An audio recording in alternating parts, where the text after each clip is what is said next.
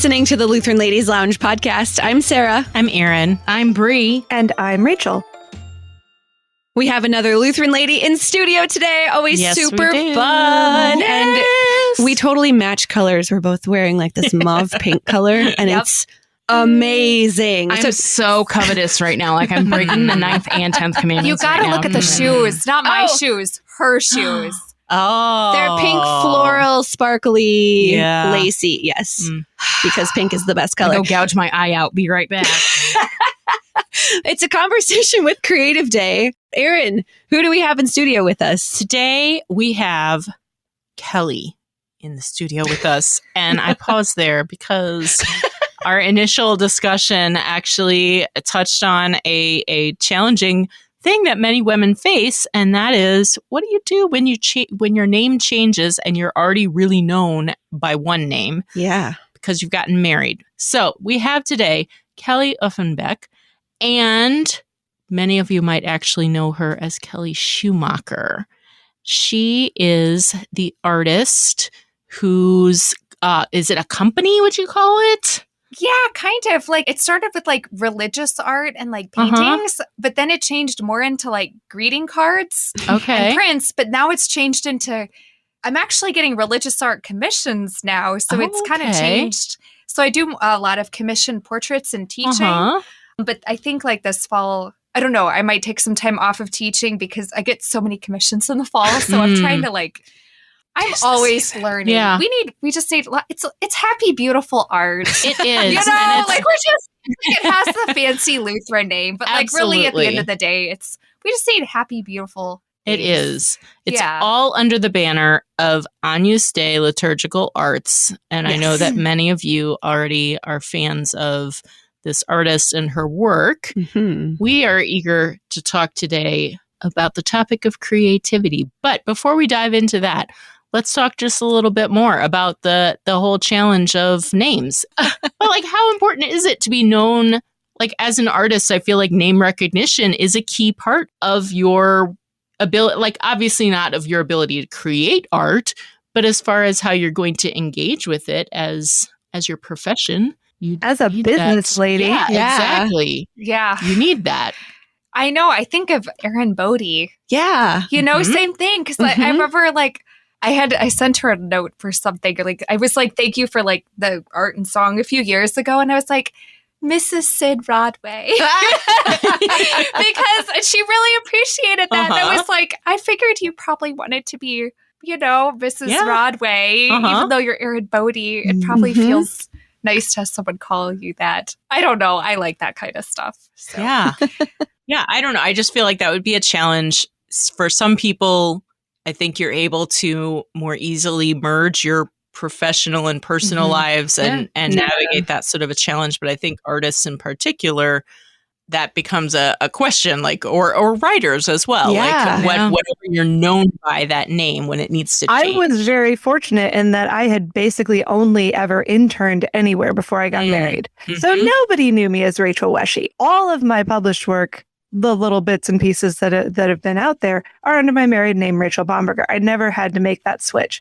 I know my friend and predecessor at the Lutheran Witness, Adrian Hines, did have to sort of navigate those tricky waters. But it's tough because when you are known, when you are your own brand, and then the brand basically undergoes a brand name change, it's tough to know what to do and how to do it. Yeah. And you're still in the midst of that right now. I'm in I don't know. It's working. It's all working. I just don't know how. Congratulations on your marriage, by the way. Thank you. Here's the cutest thing. Thank you. Congratulations on your merge and acquisition. I'm so happy for you. So that was a fairly recent. It was a year and a half ago. But we're still, Pandemic wedding. Yeah, we're still very. Hey, you're newlyweds. Still So. We're very. It counts. Yes, You got married since I saw you last, so that's all I'm thinking about here. Yeah. Yes. very happy. Yeah. You guys are adorable. I suppose the takeaway from this part of the conversation is if you happen to run into either Kelly Schumacher or Kelly, yes, or Kelly, buy the art because it's good. Yes. Yeah. Well, and I guess sort of spinning off of that initial aspect of the whole professional thing, I'm curious. One of the questions that we sort of had on our list of things to talk about is, what is it like to make a living off of art? Like the professional side. Is this your full-time job? I mean, this is loaded. Let's dig in. Yeah. Oh gosh, it's like how much time do you have? Do you feel like Erin just went for the hard one first? Well, kind of like it's you know what, I talked to. That's why we're here. This brings up a very interesting thing that I'm kind of in the middle of figuring out, but like we're always in the middle of figuring out. So like, I guess I could say this. You can say, shock I can people. always cut it out if it's too shocking, but I doubt you're going to say anything too shocking for the podcast. I'm still here. I am a girl. What? I know. That is so shocking. So the funny thing is like, I guess if I were to say like how I wanted my life to turn out, and I talk about this, like I would have loved to like get married young and have kids young and like do like the whole like Susie homemaker and like the cute little dress and the apron and like baking pies, except we're gluten free, so pie is just not an option. Anyways, but that was just like how I kind of wanted my life to like turn out. But like, I guess, as someone that got married later, but anyways, we don't have to go into all of that. So like for me, I was just always like really good at art and I couldn't like help it, if that makes sense. Like, I know that sounds like so like bad to be like, I can't help it, but like, even like as a young age, my parents were just like, hey, wow, you were sitting there for hours on end on this tiny little thing and you're like not even talking or anything. So they kind of really encouraged me to go down the art direction. And then as I got older and went to school, I just saw how empty people. You're good. We all sneeze. I just saw like how empty that people were, and I really wanted to use my artistic gifts to do like religious art because I just saw how like sad everybody. Not that religious art makes you happy, but I was just like, what in the world? Like, we have this beautiful Lutheran confession teaching that's really amazing and grounding and beautiful music tradition. And I thought, well, maybe like art can kind of help people introduce people to Lutheran theology in like a really beautiful way. And I started at that point, and then I was like trying to help like people outside the church. Then I was trying to like help pastors. Then I was trying to help like families. But then I started to not just help families with like religious art, then I wanted to do portraits, but then I was meeting families and then they really wanted art lessons that were realistic. So it's kind of like it's changed and all these things. So like, yes, it's my full-time job. But I'm not going to lie, it's like really stressful. Like it's really, it's really, really, really stressful, meaning like I kind of sit there and I'm just like, I don't mind the craft, and like where I'm at now in my life is it's less stressful, but I will say like being an artist is really stressful. And sometimes I really, actually when people come to me, I kind of discourage them from being an artist because it is so demanding and it is so stressful. And I am still trying to figure it out because it's like, it's what I'm good at, but it's just the business and everything. Like I can't do everything on my own. That makes a ton of sense. Yeah. It's just like you really have. And the one thing that I dealt with when I was single was that I was working 7 days a week and my parents were working, and it was just like way too much. Yeah. So I'm kind of always, I actually don't encourage people to become artists. I'm like, you can do it as a hobby, right. But being a professional it's rough. It's more than just, and as a writer, we have the same mythos. You're probably envisioning being out in the wilderness somewhere with an easel next to a lake, and I'm envisioning some, secluded cabin in the woods where you get to just knuckle down and do your artistic craft. And but when you are making a living out of it, that's like maybe a quarter of it. And the rest of it is like a whole lot of hustle and business and managing things that don't feel like they're even remotely connected to the actual thing you want to be doing. And then the money's not that great, actually.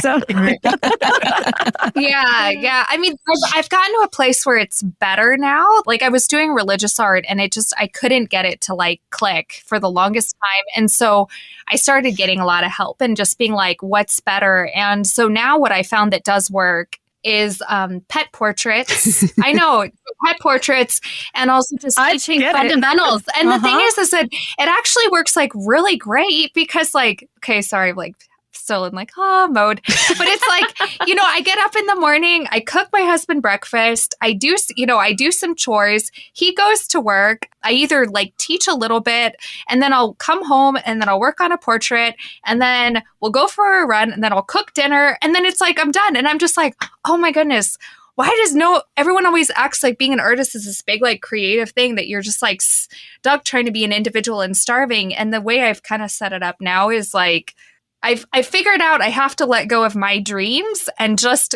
do the stable thing and don't mess. And frankly, like stability and monotony is like awesome. Oh my gosh, I'm so glad you said that. I'm like excitement is overrated. Like, please keep it simple and ordinary. And I'm good. I don't know if anyone else is at that place. Absolutely. I am married, but if I ever found myself in a position where I was no longer married and I ever wanted to get back in the dating game, like, I don't care who you are, what you look like. The sexiest quality in a man is some stability, like financial, mental stability. We're good. Like we're golden. Let's go. Like, yeah, it's the same. The same is true for a career that when you're young, you want something exciting. Yep. And then when you get a little older, you're like, no, I just want a little stability in my life. Even if it's a bit boring. That's good. Routine is lovely. Routine is like stability and leave me alone. Please let me be. Am I terrible? Maybe you guys are already in that place. I really actually very much appreciate that, like, out the gate, we're having this very frank discussion, especially as an artist who is also owns their own business, because I do think that it's very easy to kind of outside looking in, be like, oh, she's so talented. Yeah, and she's got this glamorous life. But like, you need to know, like, if you are truly wanting to pursue this same sort of thing for yourself, and you have the pieces in place to do so, there are cautions that people should probably be made aware of before they go down a certain road. You know what I mean? So I'm totally thankful as an art hobbyist to a professional artist. I will say, like, I will not open my Etsy store now. Thank you very much. I won't do it. Well, and like having an Etsy store. Your main thing. Yeah. Like when I was in college doing my graphic design degree, we had, I don't know if it was a class or just a section of class on like the legal parts of being a graphic designer. And at that point I was like, oh, it's real. It's because I mean, you have to know business in order to run your own thing if it's going to be what you do. Every person who wants to sort of make a living at an artistic vocation, whether musician, visual artist, writer, whatever, dual major in business. Yes. Because you'll need it to manage yourself. Or just know someone who does really good at business and stuff. Partner. True. Right. True. Speaking of partners, can we talk about your mom? Yes. Oh. Yes. Really? Because I've met her actually selling your wares before, and she is an amazing business partner, I think. Talk about the relationship you guys have. She's amazing. So entrepreneurship like runs in my family, apparently. Oh, there you go. I don't know if this is a good thing or not. Because like my grandpa unfortunately passed away before we got married, but it was like he was, very much an entrepreneur, and that's kind of part of the Hartman side, which is a few generations. But anyways, so she is just, the reason Agnus Dei is my mother. Now, like the theological side is my dad, but then the business side is my mom. And I've tried really hard to like emulate what I can from her. But like, she just knows. I mean, when we were at a sale one time and there was like someone else was selling their stuff and they're like, I need to go to the bathroom. And I was like, okay. So she's like, she came up to my mom and she's like, will you man my station while I'm gone? My mom like was making sales. Like, she was just like nice. It did not matter what it was. She could sell it. And like, my dad's always makes jokes. He's like, nope, Shane's at it again. And I was like, yeah, that is my mom. Like she can just, I don't think I'm as good at selling. My mother's very good at selling. I listen to people's problems. I guess like I'm more of like the therapist. I don't know if I'm a therapist because I'm not that.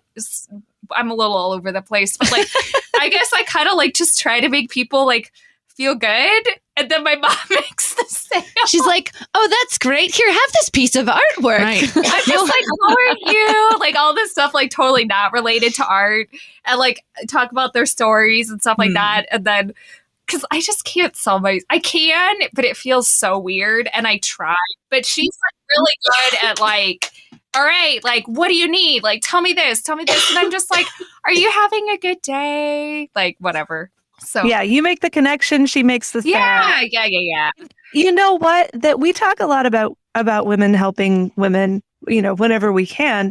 But this is one aspect that I think is really worthy of a little spotlight. Is that this ability of mothers and daughters to work together in a professional capacity and really do it well. She's amazing. Any moms and daughters out there, you can totally work together because Kelly and Jane can do it really good. Yeah. So, and she does all the accounting and all the math and all the that's a wonderful person stuff to I have. can't do. Yeah, she does all of that, and I'm in process of learning. Always. Yes, you get to focus on the product, which is also important. Yeah, I mean, without you, there is no artwork. Yeah. True that. Can we talk about realism for a second? Yes. So we've talked a bunch before, and I've known you for a long time. I love your work. So if people see your work, there's a very particular style that you do your art in. Talk about that. What is it and why you chose what you do? Classical realism. So pretty much what you see is what you get, but I do make it like nice. Okay. So like classical realism is simply like an apple that looks like an apple and it's well done. The craft is really important, photorealism. Now, the thing is that in more recent history, realism has not been as stylish in the art world, but turns out in the outside of the art world, realism is very in vogue, as one would say. So I was trying like a lot of different styles, through school and things like that, and even post, but I was having trouble selling. And I, got some help, got some counsel, got some advice from other professionals, and they're like, here, listen, you are always going to be able to sell realism that is personalized. That's what they said, is personalized realism. So they're like, listen, as long as you get your, portfolio of consistency together, people will buy. And I listened and it worked. And then my dad, and then with realism, I teach realism because a lot of schools do like arts and crafts and finger painting. And when I was a kid, my dad really wanted me to learn like the fundamentals of painting and drawing. And then even when I went to school, he was like, you must do the fundamentals, like thinking like a very mathematical, sciencey person. And like you kind of learned them in school, but not really. And so that was really important. And then when I met Dave, like he was really into like mastering the basics of his job. And I was like, oh, mastering the basics, So I kind of like took my dad's brain traditionally and I took my husband's brain now. And then I put them together and was like, we will master the basics. I was like, this is the continuation of this legacy of art fundamentals. And so I then developed this like classical drawing program that I teach just almost like every day of the week now with multiple people. And it's a very hot commodity in terms of realism that parents want their kids. They don't want their kids to do sloppy, weird stuff. They're actually like, if I want my child to take classical music lessons in piano or trumpet or whatever, they're looking for the artistic equivalent. And then me providing that, they're just like, no one's teaching this. And I'm like, right. No, I am. And then we just kind of work together and I get to work with kids and I get to like, just kind of come alongside parents as they're teaching like, even though it's realism, you're teaching a lot of character building, like you're teaching like discipline, you're teaching self-control, you're teaching delayed gratification. And every mom and dad's like, yay. And everyone's like, I hate this. And I'm just like, you will no longer. I said, you now feel like it's tedious, but we're going to reframe it and call it therapeutic. I am so glad that you just, I just find it very funny that you describe classical realism as an apple is an apple, what you see is what you get. And here I am. Realism is the hardest thing in the world to do. Well, and that's the thing. I can totally see why people are willing to pay for realism. Yeah. Because we've had, I think, and this is not to disrespect the artists who work in a whole lot of like less realistic styles, because some of that work is breathtaking. However, no one ever looked at an example of classical realism and goes, I could have done that in 5 minutes. Is the case with some more abstract forms of art, that there's a respect that comes with the ability to do realistic visual art that you don't always get. Right. And also get with the personal connection, which is why I do houses, people, and pets, is that people are going to purchase something that they have a personal connection with. Yeah. And yes, you could get like a purple dog. Like, I'm not saying there's people who love purple dogs, nothing wrong. But a lot of people, yeah, exactly. But like a lot of people are just like, if they look at the price, they're going to be like, no, this needs to look like Funky. Or whatever his name is. Yeah. And there's such a long tradition of that. My kids and I in our history studies love to see, the Medici's photobombing Renaissance depictions of the Magi and various other scenes from the Bible, because they were willing to pay more if they got to be in the picture. That's right. Yeah. It constantly blows my mind to pick up something that has been drawn and it looks like a photo. Right. Like if you hold it away from your face, you're like, wait, that's not a photo? It's wild. Right. My apple is not it's like a Mickey Mouse apple with like a. And I love your art too. I can teach you. Yes. I'm just saying you just said slow down on the lesson, Ellie. Careful there. Whoa, slow down. But here's a question though, for those who are like interested in art and that sort of thing. Is the whole idea of realism and mastering some of those basic fundamentals, does that carry over into other directions? So if you want to improve in another area, you can benefit from focusing and spending some time on focusing on realism and trying to gain skill and technique in that area. Does that carry over or not? Yes. Yeah. I sort of suspected as much. Yes. And you can look at it as realism, but what is it, like every amount of education that you get like post Dave is really into like neuroscience, so he always tells me all the benefits, the mental, like the neurological benefits of what I do. I'm like, oh yay, I can give that to parents too.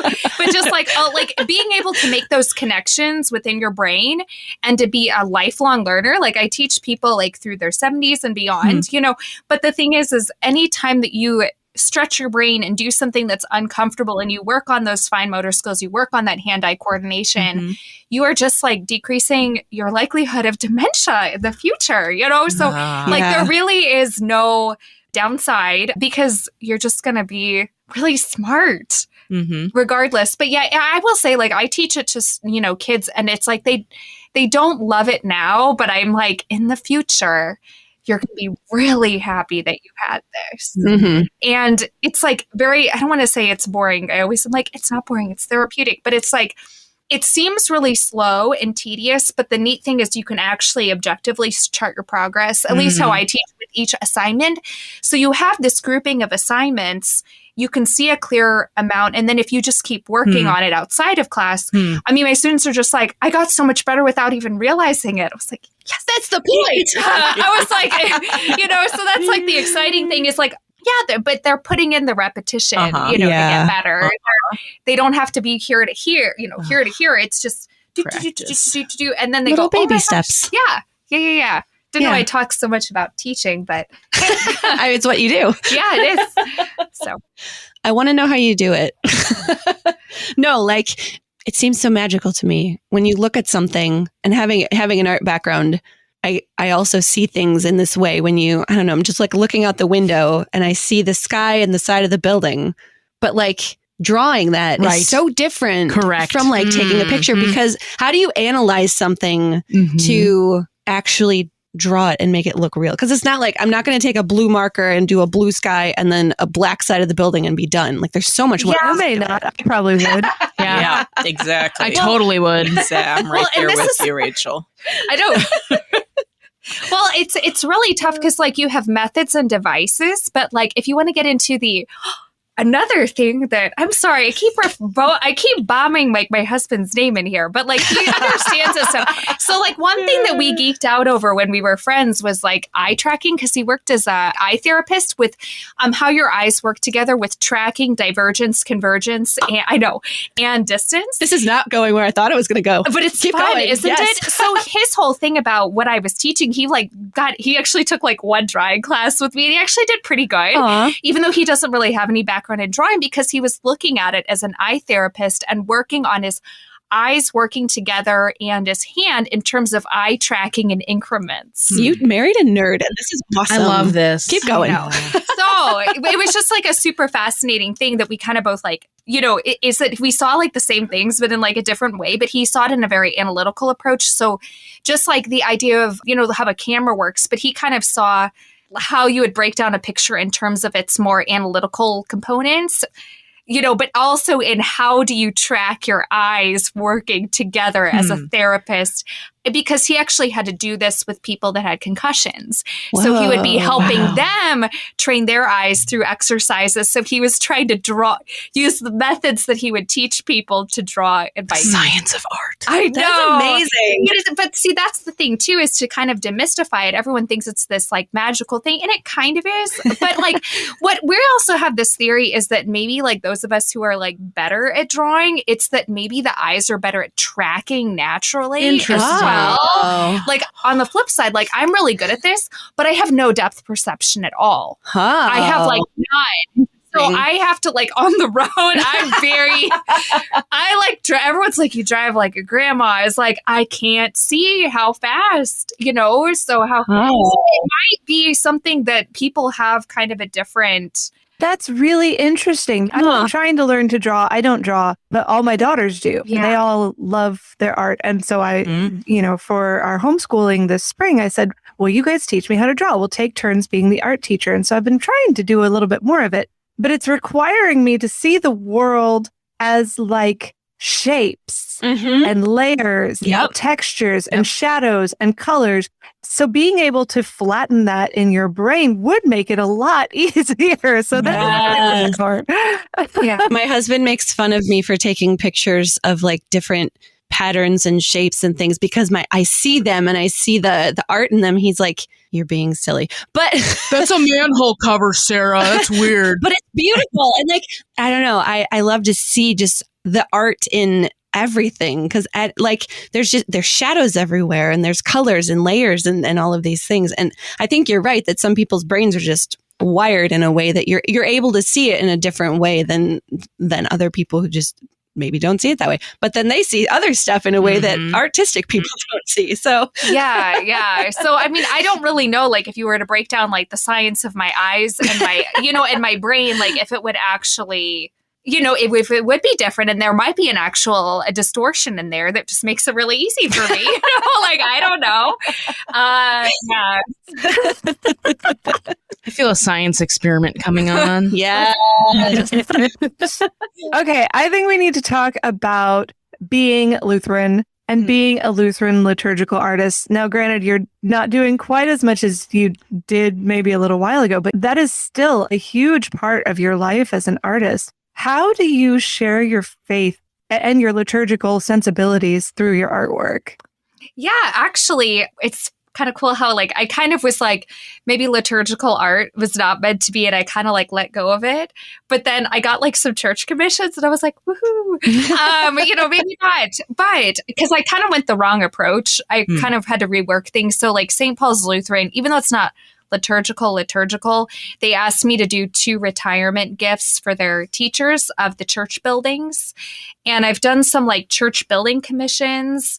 I did something for the seminary. And then the most recent one that I did was I was asked to do a painting of the crucifix at Concordia Maplewood with like the background. It's like this. That's beautiful. Yeah. So I just finished it yesterday. Wow. I still have to like send it to the guy and make sure that he's happy. So as far as that goes, I used to really think like, I need to do like religious art and change the world for Jesus. And there's all these broken people. And wow, that's too heavy of a burden, guys. Like, that's just way too big. Yep. So I was really trying to like do that, but that wasn't providing enough stability. And I was like, okay, maybe I need to try something else. But the funny thing is like, it kind of, as I said, brought it back. It brought it back around. And I started realizing that I was trying so hard with the religious art to take someone's imagined idea or my imagined idea and make a concrete thing that was biblical. And it just kind of got like lost in translation. Whereas I got more recently now, people will actually tell me exactly what they want. They'll send me a picture. Oh yeah, I did another retirement gift for a pastor's wife. But yeah, anyways, beside the point. But the funny thing is like once I kind of figure out the system of like, they send me a picture and then I do as close to that picture as I can and make some tweaks to make it work in terms of design. So like, yes, even though I love like biblical illustration and liturgy, it just seems like God's calling me to serve my neighbor by making like really nice keepsakes for people in the Lutheran church and outside. And I like it because you get to make people happy. And I know that that's not everything, but I feel like even though we live in a sinful world, like we need happy things and people need to be happy. Hey, beauty is a gift from God. So right. Well, and that leads perfectly into my next question. And that is, you just mentioned God's calling. How does our Lutheran doctrine of vocation shape the way you approach your work? And it sounds like it definitely does. Yes.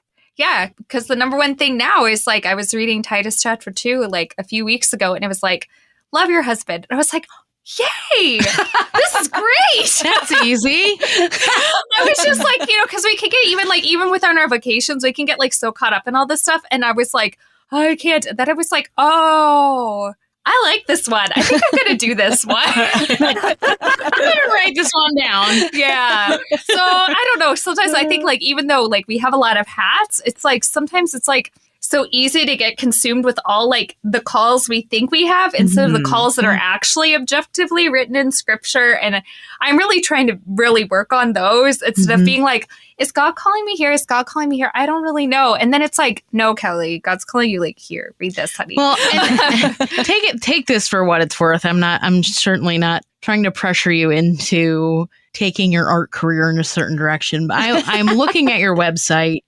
and I am awestruck, I think is the right word, by the way that, and this is a general skill that I'm seeing sort of weaving throughout your artwork, is that you do an excellent job at drawing human emotion as they pertain to relationships. So I see a lot of like Bride of Christ imagery in some of these. There's a painting that I just saw, or was it was like an altarpiece maybe? Yeah.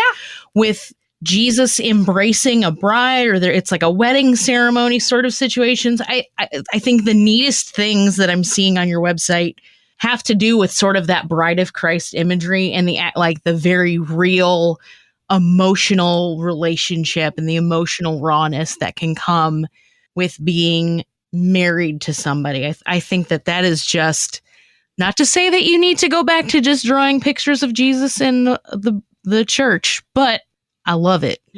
And you can always go back to that. Oh, yeah. Or anniversary portraits. Right. Hey! Especially if your husband looks like Jesus. Problem solved. I ask about vocation and your work, and I'm expecting to hear all about, well, I love people by doing portraits of them that make them happy. And you come back with, I love my husband. Yes, that's exactly right. Amen. We all have our vocations, but what are your primary ones? I sometimes tell my kids, since I'm a homeschool mom, that they are my day job, that no matter what other side gigs I have going, including this one, they're the day job. And they always love that. So we just put on notice. I think we were just put on. Were we just put on notice right here? Am I being called out? No. I'm kidding. No, I'm kidding. you're like my favorite sidekick. Come on, Brie. Side quest. Sorry, I was totally joking. But I love your words, Kelly, in that they give us permission to look at our vocations in a more holistic way and not just go straight from the vocation equals career. Yeah. It doesn't. It is the callings to, share the love of God with those whom God puts in our lives, which usually involves family members, before workmates. Right. Mm-hmm. Although you guys are like family to me. That's right. You are within my circle of vocations. But thank you, Kelly. I just really appreciate you bringing out that Titus emphasis and reminding us that we are free to serve our neighbor in this way. Mm-hmm. So again, not the direction I anticipated, but even better. Okay, can we talk about beauty for just another minute, though? Just 1 minute. I'm setting a timer on Facebook Messenger. Because you've talked about it a little bit. It's come up in our Bible studies before. Gavin Mize has his book, Beauty and Catechesis. I feel like it's this, I don't know, maybe resurgence in some of the circles I'm in of people bringing it back up, that beauty isn't a bad thing. It is a good thing that God has given us, maybe something that needs to be reclaimed a bit in artwork and things. Something that I now understand is one of my favorite things. I love seeing and appreciating beautiful things, regardless of what medium it is. But I know you also feel similarly, right? You've talked about beauty in art and beauty in architecture and things on your YouTube channel, I believe. Oh, yeah, right? that's right. Yep. Yes. I absolutely agree. I think this is really hard trying to figure out how to say this. So the Theology of the Cross, the Heidelberg Disputation, very good book, very good. But I think what happens is that sometimes, oh man, this is really tough. This is kind of why I even backed off of religious art a little bit, because the theology got too hard for me. I was just this is too hard.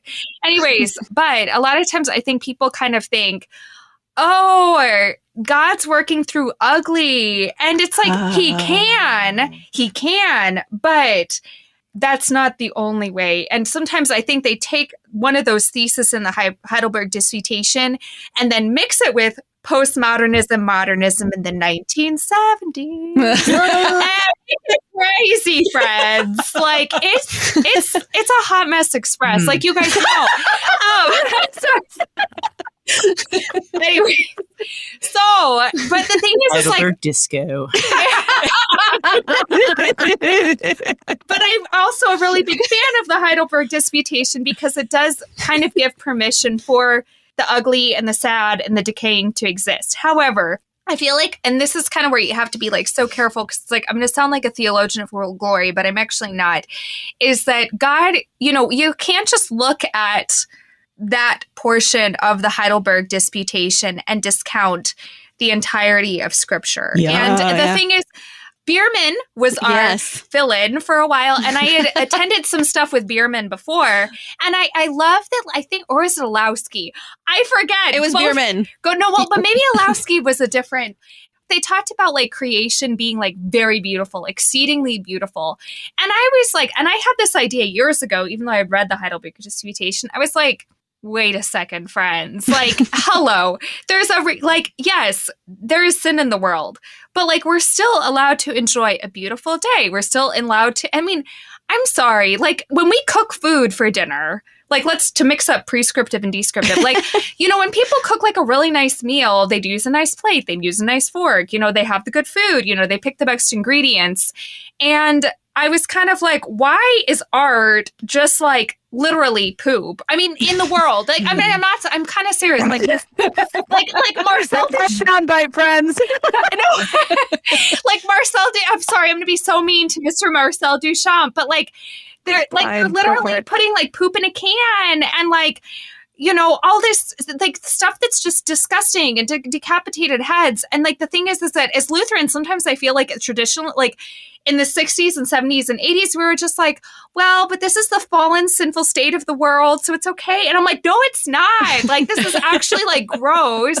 And this is not affirming the good and the true and the beautiful. So I read a lot of like Catholic ideology in terms of churches and architecture and the theology of beauty and the theology of all these things.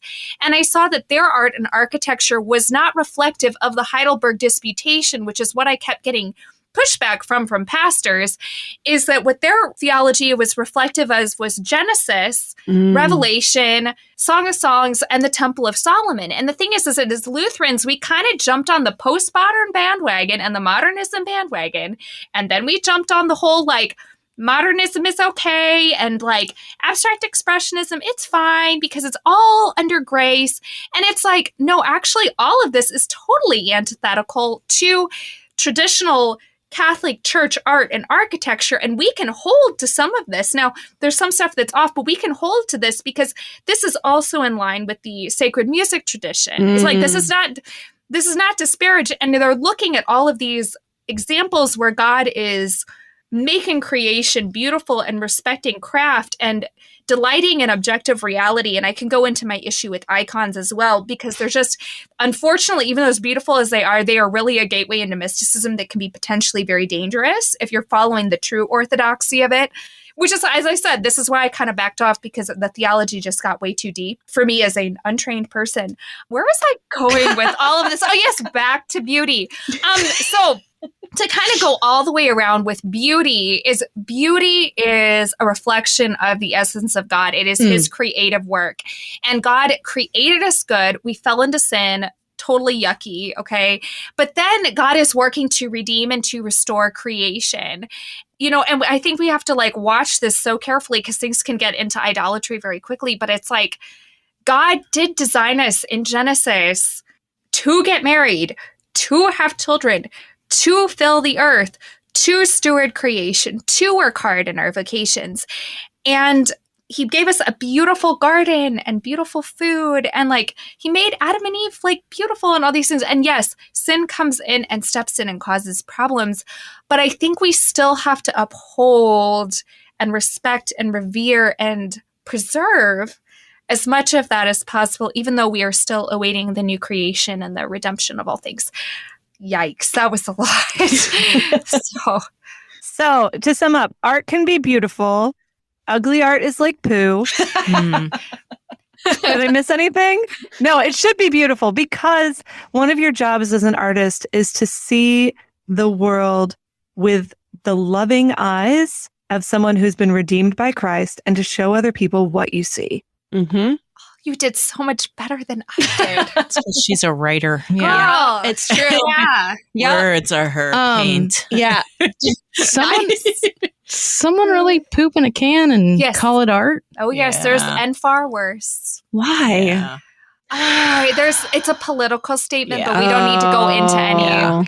It's not worth our time. There are several artworks I can think of that are just like blasphemous. Well, I will just scratch poop in a can off of my list of art projects because I thought that was my own idea, but apparently it's already been done. Great. Someone else derivative. I do appreciate though the equivalency of we appreciate beauty in music. Mm-hmm. So why not appreciate beauty in art and architecture? It's when you boil it down to the same idea, essentially. And you're right that modernism just sort of hit art, music, literature, all three of them with like a tire iron to the back of the knee, you know?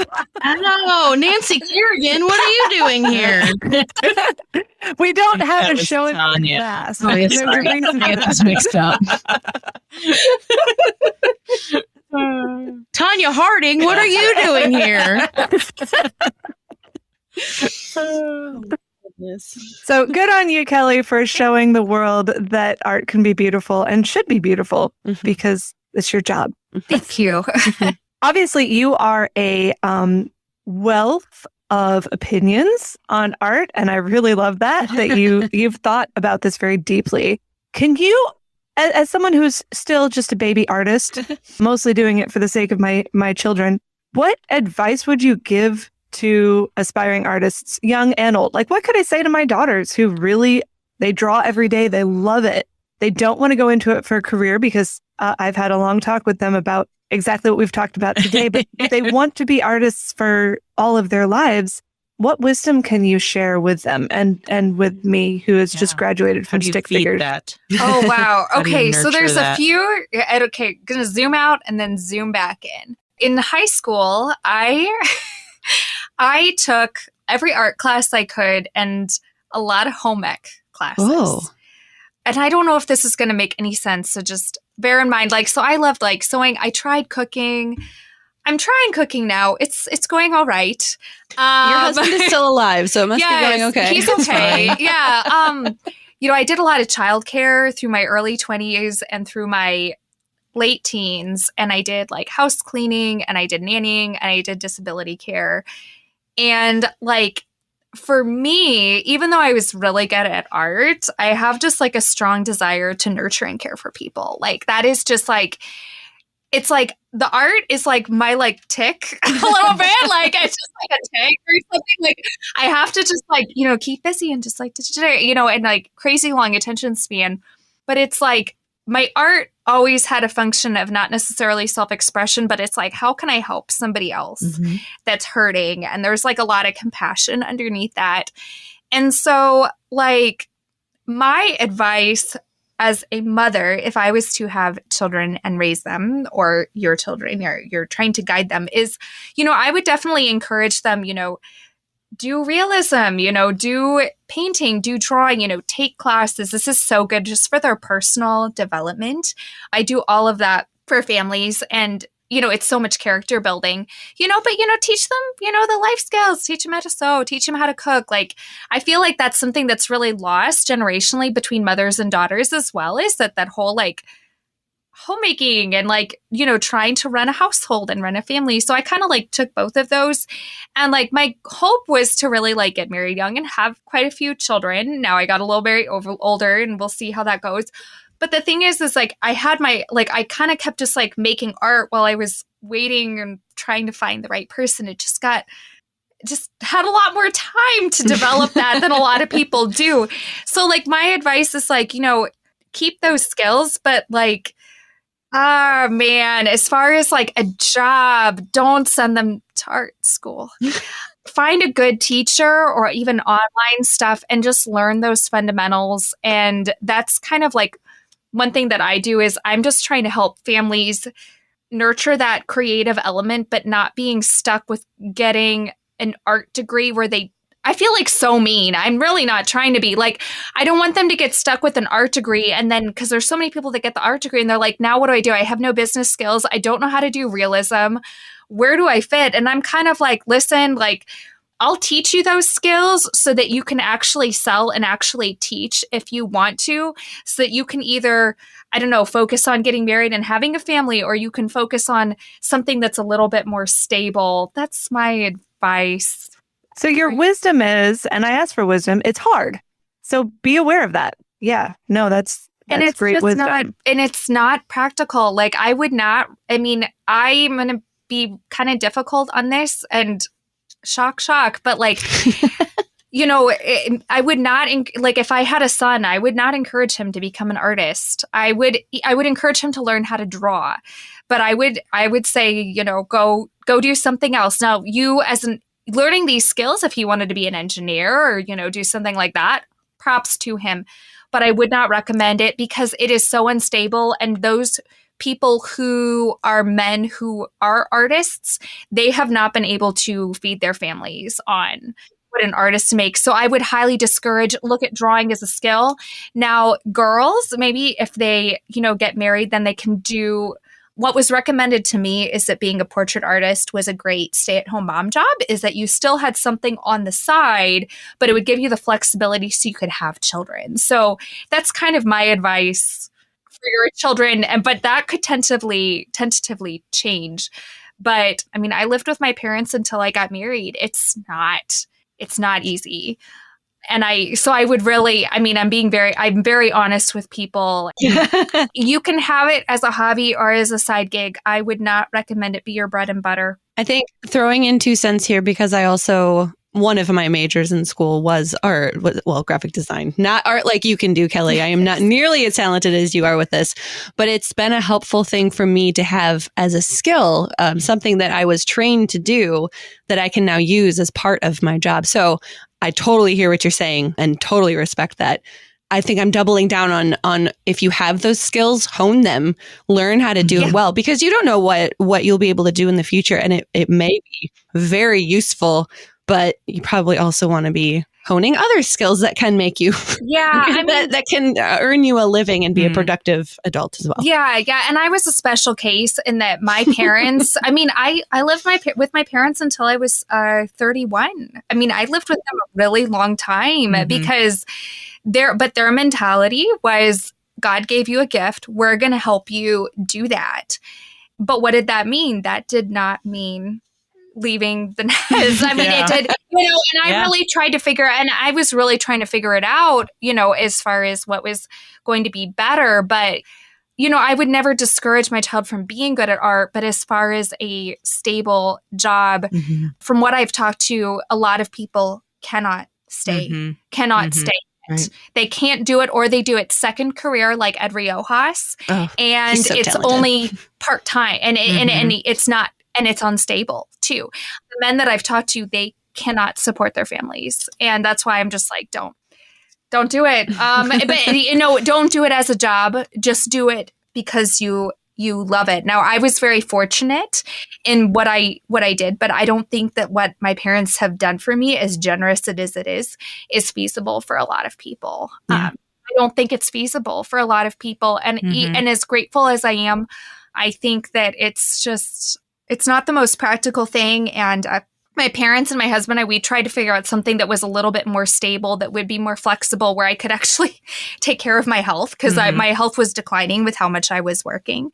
I just couldn't take care. Like, it was just a really difficult situation. I'm fine now, but like literally the starving artist that doesn't sleep, it's a real thing. And it really needs to stop being promoted by the school system, because it's just not good. Right. It's not good for people. And I just know so many people that have been damaged by the system. And I'm really trying to find better systems where you can actually get the skills to become a good artist a lot faster for less money.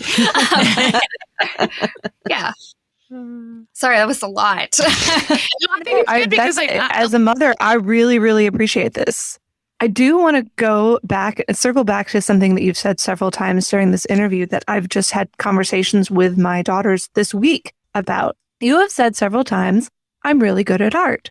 And that is something that I appreciate your honesty and your courage in saying that, because we as, well, let's just say Lutheran women, we don't like to promote ourselves. We don't like to say nice things about ourselves, even when they're true. Yep. And so tell me about how you learned to just come out and say, I'm good at art.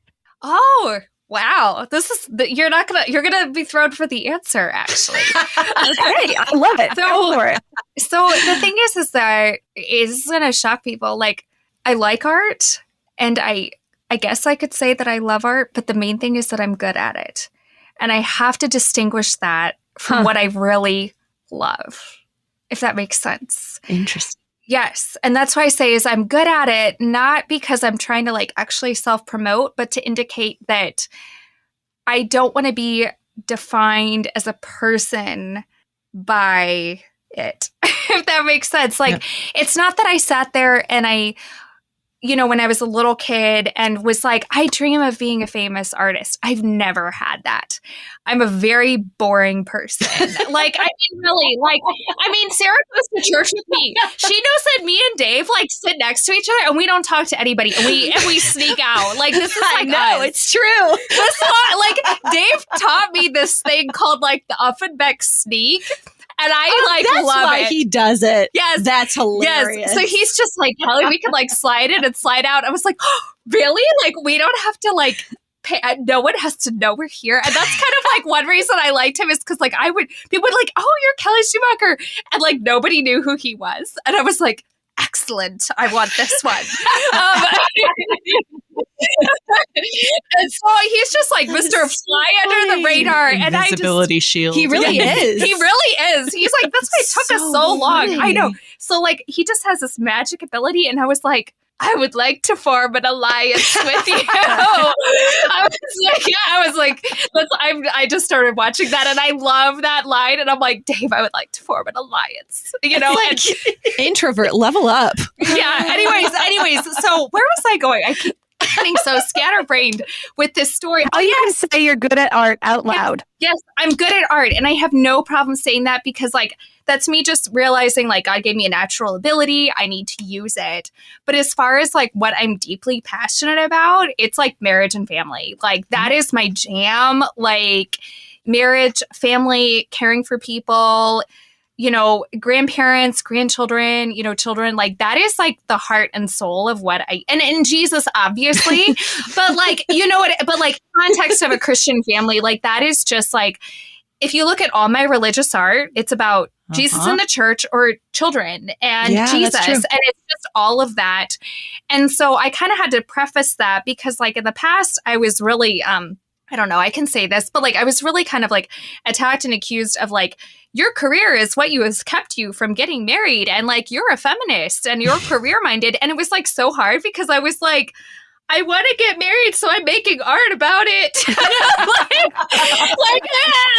like people were like, you're a feminist that doesn't like children. I was like, I've painted 5 pictures of Jesus with kids. Like, you know, and I'm sitting here going like, they're adorable. They aren't like angry looking children or anything. You know, and it's like, and it's was like so funny. It's like, you know, there's these, you know, my books are about like a little girl like dying, and I'm sitting there thinking like, I don't have kids, so I'm like putting my like it's like this goofy cathartic process. Anyways, so like that's what I would say. I actually like I would say art is what I'm good at, but like what I love is my family. Like, and that includes my parents, that includes my husband. Like that is just like my everything that I do that I've done with religious art. It was meant to like serve families, and I was continually trying to think like if I was married and I had children, what kind of world would I want to create for them? And what kind of, what would I want to give my children? And so when I was making all that, I was like, well, this is my way of giving that to them if I have them. And if I don't give that to them, maybe I can give that to all these families and maybe they can have this. That's why I say when I'm good at art, but it's like, that's what I love, if that makes sense. And I really want to distinguish that because a lot of times people think like, oh, you know, you're so good at art. This was your dream. And it's like, no, it actually wasn't. It just happened to be what I was good at. And I thought, well, I'll just see what happens and do that. So I don't know. It's complicated. It's very raw and real. Yeah. I like it. You guys are really great. Thank you so much. It's been really fun having you in the studio, Kelly. Yeah. Thank you. We probably need to stop talking now because otherwise we'll be here for 3 more hours. But we can have a second go around. I need to go on vacation. Wrap it up. next time it'll be Kelly teaches us how to draw. I'd be there. Realism. I pay good dollars for that. That would be. Are you going to something that we'll all be at eventually? Sometime in 2023. Yeah, maybe if we're all at the National LWML convention, maybe we can do a little live. Kelly live teaches lesson? the ladies how to draw some art. We'll have to plan that. It's just next year. No big deal. A wide range. We got it. Wide range of talent of drawing skills. We could play. Oh man. Okay, go.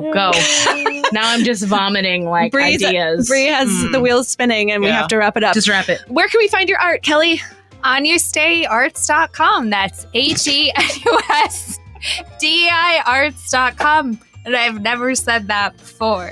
I could tell so many times for so many radio spots. And is that where really you can also... You've talked a number of times about your art lessons. Can you access those there as well? You can sign up. I'm on Facebook. I'm on Instagram, except on Instagram, I'm Portraits by Kelly, and YouTube is also Portraits by Kelly. Mm-hmm. But yeah, I'm very easy to get a hold of. You just have to get a hold of me. So yeah.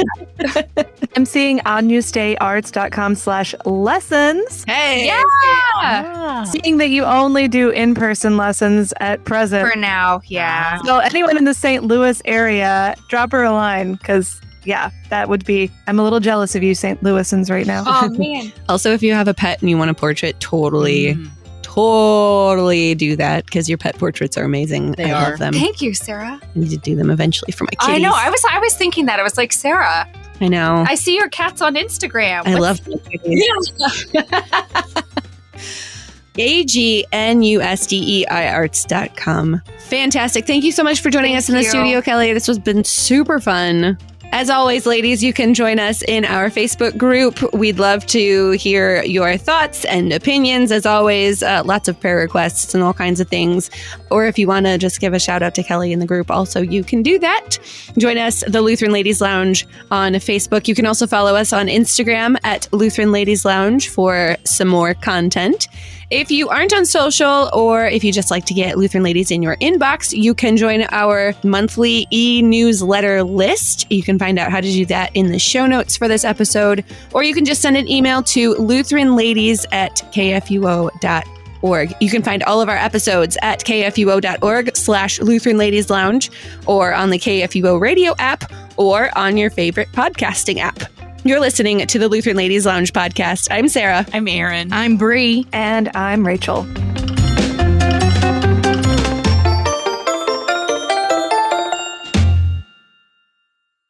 Views and opinions expressed on the Lutheran Ladies Lounge podcast may not represent the official position of the management or ownership of KFUO Radio, the Lutheran Church Missouri Synod. The Lutheran Ladies Lounge is produced by KFUO Radio and available at kfuo.org or wherever you get your podcasts. Join our community on Facebook in the Lutheran Ladies Lounge. Any other questions? We are at an hour. Wow. I need to talk less.